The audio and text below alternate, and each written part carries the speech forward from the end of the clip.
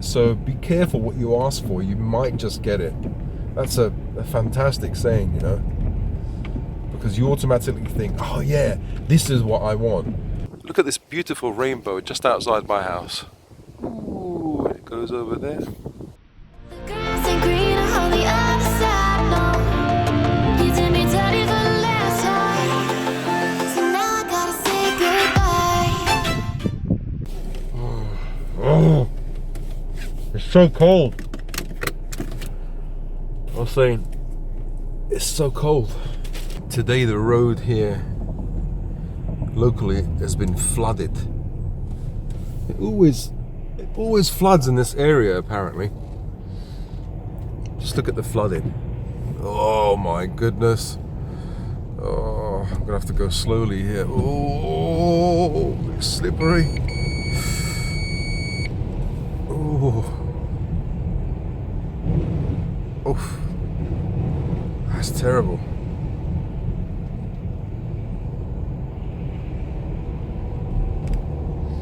Okay, flooding area over. Now I'm going to the Morrisons to get some beans. I just feel like having an English breakfast. Beans, toast, sausage, egg, mushrooms. Yeah, I think that's what I'm going to do now. Not every day, you know, maybe once in a while. So be careful what you ask for. You might just get it. That's a fantastic saying, you know, because you automatically think, oh yeah, this is what I want. But the problem is that as human beings, we have a very poor, how do you say, we make mistakes and we think that in the future we will still be happy with this sexy woman or with this handsome man or whatever, or well, not me, if you're a woman, or with this cool house or this Ferrari. But actually, you know what happens is something called hedonic adaptation, where you adapt to that thing, and you have to adapt. Imagine like eating beans on toast for 6 months, or you know, for I don't know, a year or two, and still going nuts in the morning. Oh my God, beans on toast! You know, you can't get excited about something that you have every day. You adapt, and I think it's called hedonic adaptation. You adapt. Your brain gets used to it, and it becomes boring. You know, it becomes normal. And you know, that sexy woman will become boring. She will become just normal after a while. The sexy car, the red, the beautiful Ferrari will be boring after a few months or a year or whatever. The wonderful house in the countryside, again, boring, because your brain adapts to it.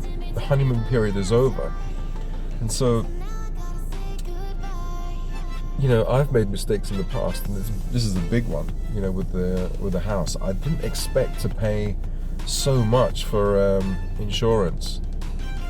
I mean, it's so expensive because it's a Grade 2 listed building, which means it's protected by the government for historical reasons. You know, yeah, and so I can't change much in the house. I can only repair things, but I can't change, like, for example, the door frames, because on top of the door there's a massive beam. You can't cut into that. You can't do anything. So now I'm stuck with it.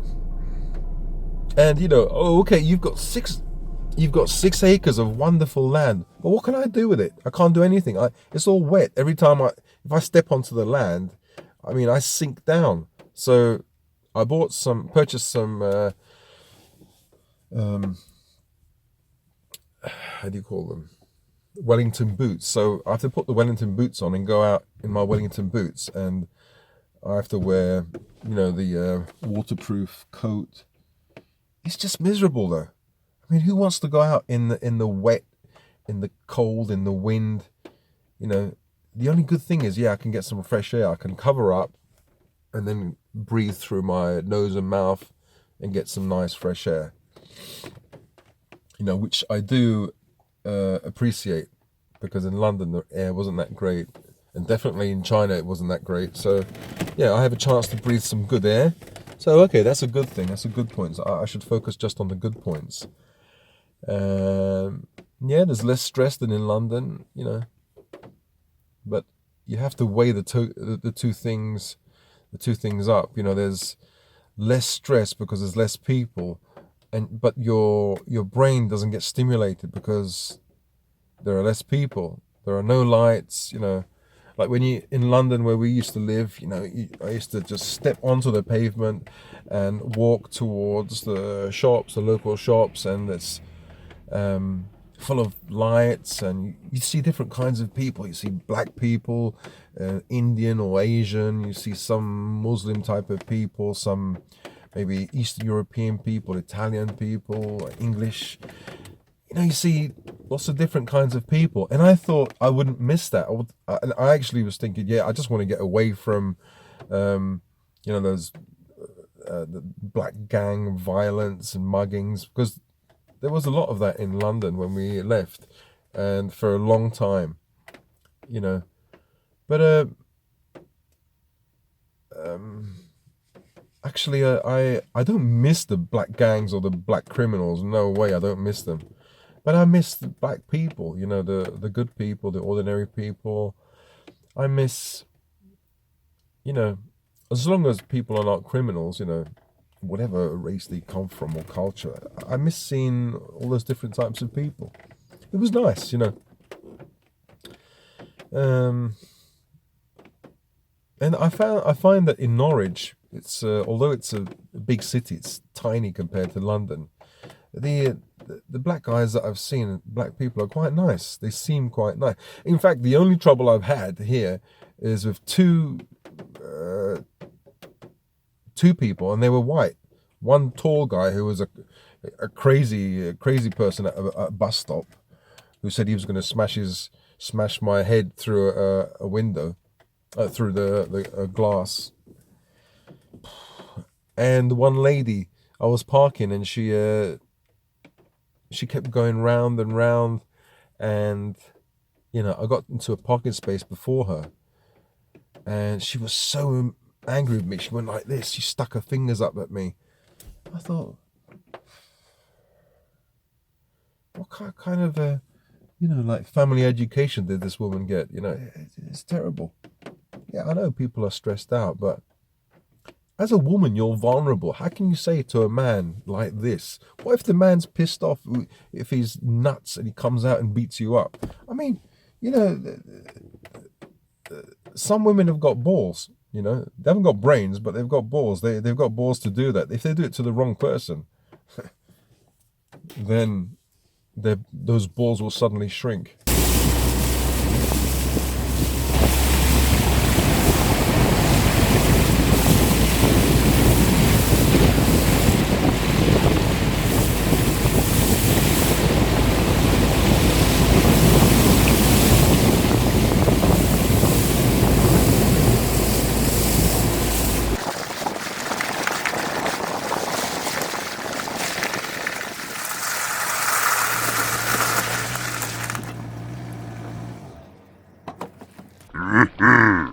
Going to see my dad now, see how he is.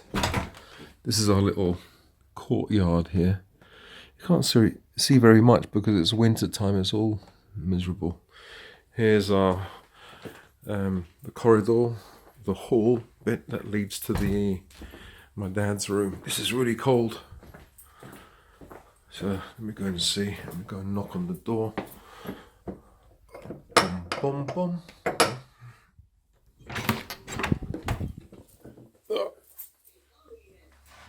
Let me see how he is, if he's sleeping. Mr. Fury! You're sleeping? How are you?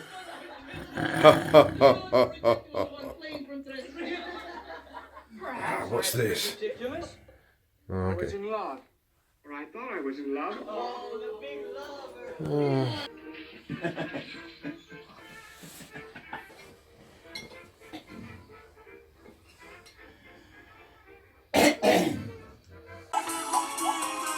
I've got to come out of my circle now.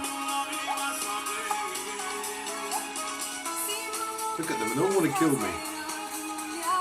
Second place is 800,000. I've got 5 times more the score. I'm the big worm. Now look at the play now.